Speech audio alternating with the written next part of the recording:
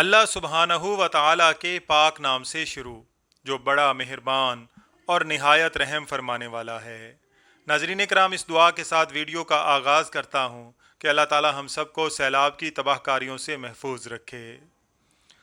ناظرین کرام، کچھ میڈیا چینلز جان بوجھ کر دریائے ستلج کے حوالے سے جھوٹی خبریں نشر کر رہے ہیں، جبکہ حقیقت یہ ہے کہ بھارت نے دوبارہ کوئی پانی نہیں چھوڑا اور دریائے ستلج میں بھاکڑا، ہریکے اور گنڈا سنگھ پر پانی کی سطح مسلسل کم ہو رہی ہے۔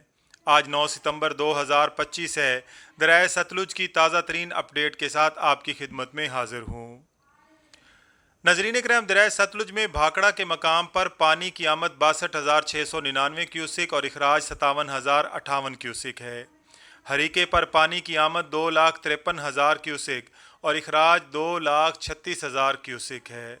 گنڈا سنگھ والا پر پانی کی آمد انتظامیہ کے مطابق 3,27,000 کیوسک اور اخراج بھی 3,27,000 کیوسک ہے، جبکہ مستند ذرائع کے مطابق گنڈا سنگھ والا پر پانی کی آمد 2,45,000 کیوسک اور اخراج بھی 2,45,000 کیوسک ہے۔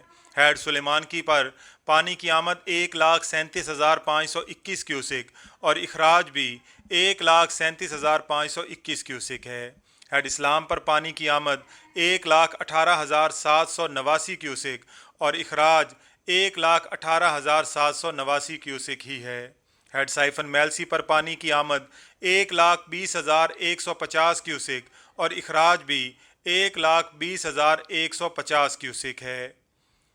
ناظرین کرام، ہمارے مطابق آج سے پانی کی سطح مسلسل کم ہونا شروع ہو جائے گی۔ اللہ تعالیٰ سے امید ہے کہ اللہ تعالیٰ ہم سب کو اس امتحان کی گھڑی میں سرخ رو فرمائے۔ ناظرین کرام، آپ سے اپیل ہے کہ جو لوگ سیلاب سے متاثرین ہیں، جتنی ہو سکے ان کی امداد کریں۔ وہ اللہ سے دعا ہے کہ اللہ تعالیٰ ہم سب کا حامی و ناصر ہو۔ آمین یا رب العالمین۔